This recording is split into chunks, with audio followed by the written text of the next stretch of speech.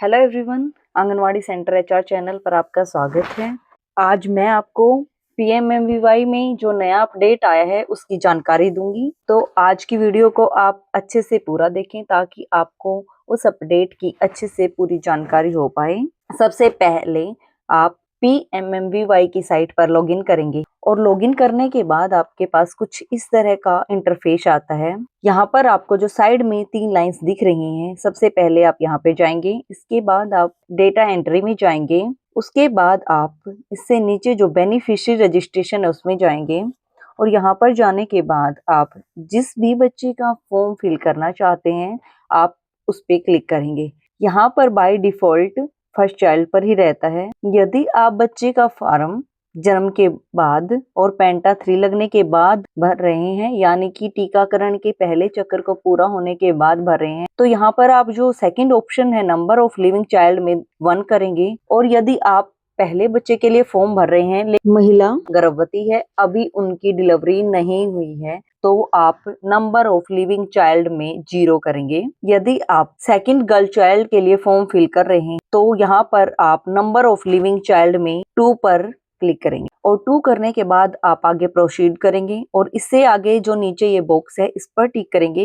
ये ब्लू होने के बाद आप आगे चलेंगे। इसके बाद आप आगे कॉलम देखें, यहाँ पे नेम आपको एज पर आधार ही डाल है। अगर कोई छोटा अक्षर है कैपिटल में है तो कैपिटल में और स्मॉल में है तो स्मॉल में। उसके बाद आपको आधार नंबर डालना है। आधार नंबर डालने के बाद इस पर क्लिक करेंगे जो नीचे ग्रीन में है, check facial recognition through option tracker. यदि बेनिफिशियरी का फेस रिकॉग्निशन सक्सेसफुल हो जाता है तो यहाँ पर आपको शो हो जाता है और यदि नहीं होता तो पीएमएमवीवाई सॉफ्ट पर जाकर आपको बेनिफिशियरी का फेस रिकॉग्निशन करना है। इसके बाद यहाँ पे अगर हो जाता है तो आपको शो हो जाएगा face recognition of beneficiary has been done successfully through option tracker, show हो जाएगा यहाँ पे। और यदि नहीं हुआ होता है तो यहाँ पे तब भी मैसेज शो होगा कि face recognition of beneficiary has not been done successfully through Poshan tracker, kindly direct the beneficiary to get facial recognition through done through Poshan tracker और पीएमएमवीवाई सॉफ्ट ऐप। यदि बेनिफिशियरी का फेशियल रिकॉग्निशन सक्सेसफुल नहीं हुआ है तो आप पीएमएमवीवाई सॉफ्ट में जाकर बेनिफिशियरी का फेशियल रिकॉग्निशन करेंगे। उसके बाद आपको बेनिफिशियरी डेट ऑफ बर्थ डालनी है और जैसे ही आप डेट ऑफ बर्थ डालेंगे एज अपने आप निकल कर आ जाएगी। तो उसके बाद आपको कैटेगरी नेम चुनना है, अदर है, एससी है या एसटी है तो इसे सिलेक्ट करेंगे। उसके बाद आपको मोबाइल नंबर डालना है। मोबाइल नंबर डालने के बाद आपको मोबाइल नंबर बिलोंग्स टू, ये आपसे पूछा गया है ये मोबाइल नंबर किसका है। सेल्फ यानी महिला का खुद का है, हस्बैंड यानी उनके पति का है, मदर यानी उनकी माँ का है, फादर यानी उनके पिता का है, मदर इन लॉ यानी उनकी सास का है, फादर इन लॉ यानी उनके ससुर का है, या अदर्स या फिर किसी अन्य का है। तो यहाँ पर आपको ये सिलेक्ट करना है।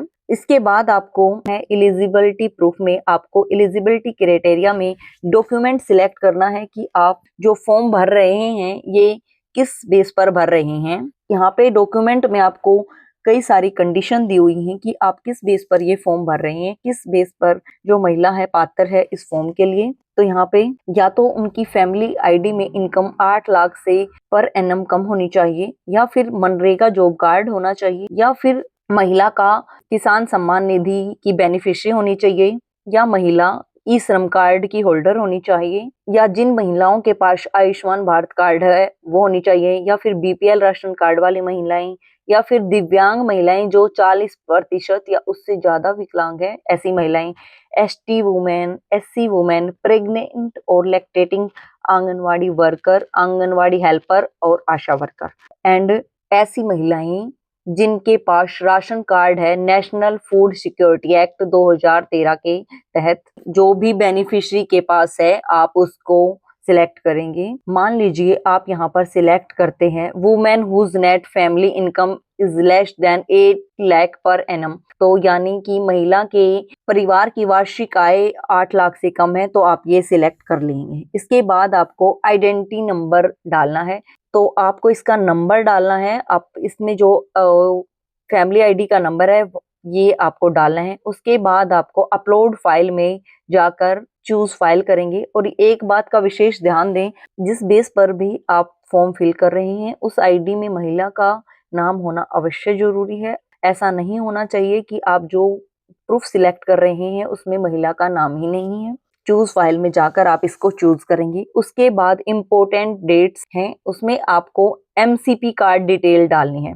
इसमें हम आपको एक विशेष बात बताना चाहते हैं, जो यहाँ पर एक नया अपडेट ऐड हुआ है वो है आभा आईडी का। भारत सरकार का जो लेटर था वो आपको मैं हिंदी में पढ़ के बता देती हूँ। इसमें बताया गया है कि अभी प्रधानमंत्री मातृत्व वंदना योजना में आभा आईडी को ऐड करने का ऑप्शन ऐड हो गया है। पहले सिर्फ हमारे पास MCTS, RCHID, MCP कार्ड ही रजिस्ट्रेशन होते थे। अभी आपके पास एक और अलग ऑप्शन ऐड हो गया है आभा आईडी। अब आपके पास एक और आईडी जुड़ गई है। अब लाभार्थियों को PMMVY पोर्टल पर रजिस्ट्रेशन करने के लिए या तो MCTS, RCHID, MCP कार्ड या फिर आभा आईडी की दी जा सकती है। तो यहाँ पर डिपार्टमेंट का लेटर है, तो यहाँ पर ये भी लिखा हुआ है कि आप इस जानकारी को सभी क्षेत्र में भेजें ताकि लोगों को और संबंधित अधिकारियों तक ये पहुंच सके और सभी को सही जानकारी मिल सके टाइम पर। तो यो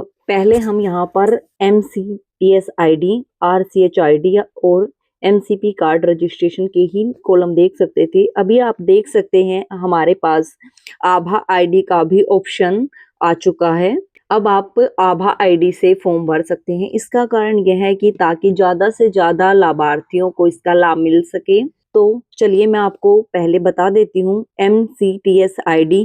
MCTS की फुल फॉर्म होती है mother and child tracking system. RCHID reproductive and child health. MCP card होता है mother and child protection card. और आभा आईडी मतलब होता है आयुष्मान भारत हेल्थ अकाउंट। अब आप यहाँ पे देखेंगे कि पहले मेरे पास सिर्फ 3 ही ऑप्शन आया करते, MCTS ID, RCHID और MCP कार्ड रजिस्ट्रेशन नंबर। अब यहाँ पर आभा आईडी का भी ऑप्शन ऐड कर दिया गया है। और साथ ही कई आंगनवाड़ी वर्कर्स द्वारा ये भी कहा जाता था कि आशा वर्कर द्वारा ये कहा जाता है कि अब MCTS नंबर है वो नहीं मिल रहा, तो अब आप उसके बदले आभा आईडी से ही फॉर्म भरे जाएंगे। और आप अब देख सकते हैं आभा आईडी का ये ऑप्शन ऐड हो चुका है।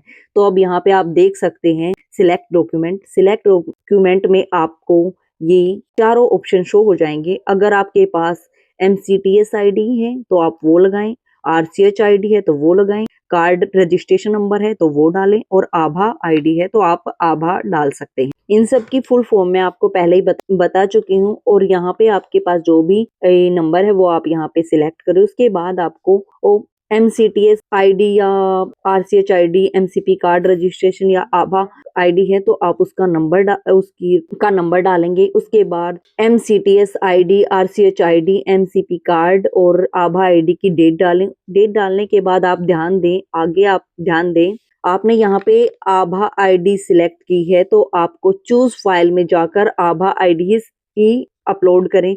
अगर आपने यहाँ पे MCTS कार्ड आईडी शो की है तो आप वही डालें। और जो भी आपने, मेरे कहने का मतलब है कि आपने जो भी डॉक्यूमेंट ऊपर सिलेक्ट किया है अपलोड भी आपको सेम ही डॉक्यूमेंट करना है। तो चलिए डॉक्यूमेंट सिलेक्ट में जाते हैं। यहाँ पे आप देख सकते हैं डॉक्यूमेंट सिलेक्ट में आपको 4 ऑप्शन दिख रहे हैं। MCTS mother and child tracking system ID, RCHID reproductive and child health identification number, MCP mother and child protection card registration number, Abha ID. इनमें से आप अपना डॉक्यूमेंट सिलेक्ट करें। उसके बाद आपको LMP डेट डालनी है। और आपको पता ही है PMMVY का फॉर्म, ये फॉर्म आप LMP से 570 डेज के अंदर भर सकते हैं। समय रहते अपने फॉर्म को भरें। उसके बाद आपको ANC date, antenatal checkup date डालने हैं यहाँ पे। उसके बाद आपको बच्चे की डेट ऑफ बर्थ और आगे का फॉर्म जैसे आप फिल करते हैं वैसे सेम भरना है। PMMVY का फॉर्म अच्छे से फिल करना आ गया होगा, तो मैं उम्मीद करती हूँ आपको ये वीडियो अच्छे से समझ आ गई होगी। और जो PMMVY में न्यू अपडेट आई है आभा आईडी की, उसको लेकर आपका जो डाउट था वो क्लियर हो गया होगा। अगर अभी भी आपका कोई डाउट है तो आप कमेंट सेक्शन में पूछ सकते हैं। अगर आपको वीडियो पसंद आया है तो अपनी साथी सहायिकाओं के साथ इसको शेयर करें। धन्यवाद।